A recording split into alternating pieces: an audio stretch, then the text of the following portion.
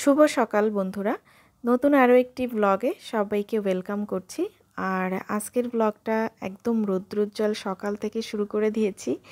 বেশ কিছুদিন বৃষ্টির পর একটা সুন্দর রৌদ্রোজ্জ্বল সকাল দেখতে অনেক ভালো লাগছিল। আর সেই সঙ্গে তোমরা দেখতেই পাচ্ছ আমার গাছগুলোও অনেক খুশি, অনেক দিন পর তারা একটু রোদের দেখা পেয়েছে।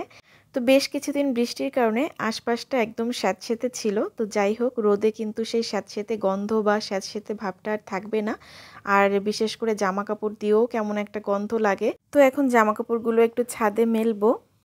আর গত ব্লগে আমাদের কাঁচা বাজার শেয়ার করেছিলাম আর দেখিয়েছিলাম যে এরকম ঘ্যাটকোল আনা হয়েছে। আর ঘ্যাটকোল হচ্ছে আমার অনেক পছন্দের একটা খাবার। বিশেষ করে ঘ্যাটকোল বাটাটা আমি অনেক বেশি পছন্দ করি এবং যে কোনো রেসিপি ঘ্যাটকোল দিয়ে বেশ একটা মজা লাগে। তো আজকে তোমাদের সাথে আমি কিভাবে ঘ্যাটকোল বাটা তৈরি করি তো সেটা তোমাদের সাথে শেয়ার করব। তো এই তো ঘ্যাটকোলগুলো আমি এভাবে হাত দিয়ে বা বটি দিয়ে এভাবে উপরে যে ছালগুলো থাকে সেগুলো ছাড়িয়ে নিচ্ছি এবং পাতাগুলো আমি ফেলে দিব, কারণ বাজারের পাতা তো অনেক দিন হয়তো এনেছে, বাড়ি থেকে ওঠানো হলে পাতাগুলো দিয়েও খাওয়া যায়, কিন্তু বাজারের পাতা একটু কেমন জানি শুকিয়ে গেছে, সেজন্য আমি আর পাতাগুলো নিচ্ছি না।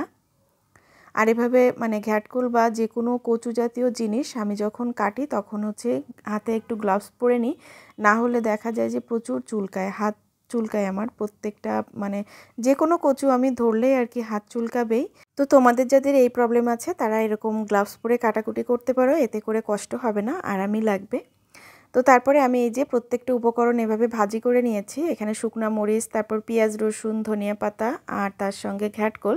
অনেকেই এখানে হচ্ছে কালো জিরা ব্যবহার করে, কিন্তু কালো জিরা দিলে আমার কাছে কেমন জানি সব কিছুর একই রকম টেস্ট মনে হয়। তো যার কারণে আমি কালো জিরাটা দিই নাই। আমি একটু ঘ্যাটকোলের ফ্লেভারটা নেওয়ার জন্য কালো জিরাটা অ্যাভয়েড করেছি। আর এই তো খুব সুন্দর করে মিহি করে একটু বেটে নিব। এটা কিন্তু মিক্সিতেও করা যায়, তবে মিক্সির থেকে যে কোনো জিনিস শিলে বাটার একটা মজাই আলাদা, শিল বাটার ভর্তার। তো যাই হোক, একটু কষ্ট হলেও একটু কষ্ট করে আর কি এভাবে বেটে নিতে হবে মজা করে খেতে গেলে। তো এই তো আমার হচ্ছে একদম বাটাটা রেডি হয়ে গেছে। এখন এর ভিতরে দিব হচ্ছে একটু সরিষার তেল। যে কোনো ভর্তায় বা বাটাতে একটু সরিষার তেলের ফ্লেভার আমার কাছে অনেক বেশি ভালো লাগে, তো সেই জন্য আমি একটু সরিষার তেল দিয়ে থাকি। আর এই পর্যায়ে যে এটা আমি হাত দিয়ে ঘাটাঘাটি করছি খালি হাতে, তো এতে কিন্তু কোনো প্রবলেম হবে না, কারণ আমি ঘাটকোলটাকে প্রথমে একটু ভাপ দিয়ে ফেলে দিয়েছি, তারপরে আমি আবার ভাজি করেছি সরিষার তেল দিয়ে। এখন কিন্তু আর হাত চুলকাবেও না আর গলা চুলকাবেও না।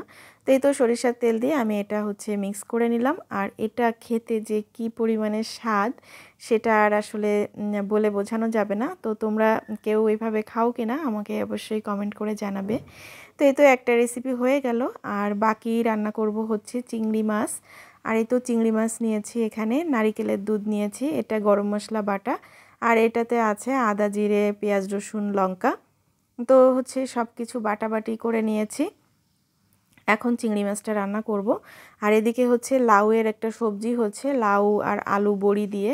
আমার হাজব্যান্ড হচ্ছে সবজি ছাড়া সে ভাত খেতে পারে না, মানে যা কিছুই রান্না করি না কেন একটা সবজি তার লাগবেই লাগবে। তো এটা হচ্ছে নিরামিষ রান্না করছি। তো এখন হচ্ছে এই তো নারিকেলের দুধ দিয়ে চিংড়ি মাছটা রান্না করব। তো আমি যে সমস্ত বাটা মশলা এখানে রেডি করেছি, আদা, জিরে, পেঁয়াজ, রসুন, লঙ্কা, এখানে দিয়ে দিচ্ছি হলুদ, লবণ, তেজপাতা, যা যা আর কি মশলাগুলো আছে, তো দিয়ে এখন হচ্ছে মশলাগুলো একটু কষিয়ে নিব ভালো করে। আর তেল ছেড়ে আসলে তারপরে চিংড়ি মাছগুলো দিয়ে আরও একটু ভালো করে কষাবো। তারপরে আমি যে নারিকেলের দুধটাকে বের করে রেখেছি, তো সেখান থেকে একটু 2 চামচ নারিকেলের দুধ দিয়েও এটা আর একটু ভালো করে কষিয়ে নিব, তারপরে আর কি পুরো দুধটা দিব। তো এইভাবে নারিকেলের দুধ দিয়ে কষালে হচ্ছে খেতে অনেক বেশি মজা লাগে। এই পর্যায়ে অনেকেই জল দিয়ে কষায়, কিন্তু আমি সবসময় নারিকেলের দুধ দিয়েই কষিয়ে থাকি। তো এই তো রান্নাটা প্রায় কমপ্লিট। এখন দিয়ে দিচ্ছি গরম মশলা। আর রান্নাটা কিন্তু একদমই হয়ে গেছে, একটু ঢাকা দিয়ে রাখবো, তারপরে আর কি তোমাদের সাথে শেয়ার করছি। তো দেখো কতটা অ্যাট্রাকটিভ হয়েছে রান্নাটা, আর স্বাদের কথা আর কি বলবো। ও হ্যাঁ, আরেকটা জিনিস ভুলে গেছি বলতে, সেটা হচ্ছে আমি এখানে মশলা কষানোর সময় 1 চামচ চিনি ব্যবহার করেছিলাম, যার কারণে স্বাদটা কিন্তু অনেক বেড়ে যায়। আর এই তো এখন হচ্ছে দুপুরের খাওয়া দাওয়া করে নেব, কিন্তু আমার তো ভালো লাগে বেশি খেতে হচ্ছে এই যে ঘাটকোল বাটাটা। এটার প্রতি তো সেই তখন থেকে মানে কখন খাবো সেরকম একটা ফিলিংস হচ্ছিল। তো ফাইনালি স্নান করে আর কি খাওয়া দাওয়া করে নিচ্ছি। আর এটা যে কি পরিমাণে স্বাদ হয়েছিল। তো লাউ সবজিটা আর আমি খাইনি, একটু চিংড়ি মাছ ট্রাই করছিলাম যে কেমন হয়েছে। আমার তো পেট ভরে গেছে ঘ্যাটকল বাটা খেয়ে। তো যাই হোক, এটাও অনেক মজা হয়েছিল। তো আজকে সব মজার মজার রান্না করেছি। তারপরে এই তো হাজব্যান্ড চলে আসলো, সন্ধ্যা হয়ে গেছে। আর আমি কিছু জিনিসপত্র নিয়ে আসছে আসার সময়। তো এরকম হচ্ছে আমি ফোন করে বলে দিই, তো আসার সময় নিয়ে আসে যা যা লাগবে। দেখা যায় যে আমাদের একসঙ্গে অনেক বাজার কখনো করা হয় না, এরকম অল্প অল্প মানে যেটা আর কি শেষ হয়ে যায় তো বাসায় ঢোকার সময় আর কি নিয়ে চলে আসে।